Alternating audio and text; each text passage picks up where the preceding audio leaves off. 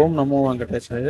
శ్రీవారం మెట్టు మార్గం ద్వారా నడిచి వెళ్లే భక్తులకైతే కొత్త కౌంటర్స్ ఏర్పాటు చేసి టోకన్స్ అయితే ఇస్తున్నారు. అది ఎక్కడంటే అలిపిరి భూదేవి కాంప్లెక్స్, అంటే అలిపిరి బస్ స్టాండ్ దగ్గర అయితే ఇస్తున్నారు.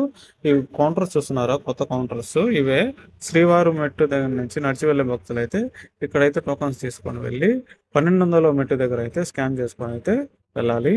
ఈ వీడియో తీసే టైం వచ్చేసి 10:15 అయితే అవుతుంది. అంటే శుక్రవారం రాత్రి 10:15కి అయితే ఈ వీడియో అయితే తీస్తున్నాను.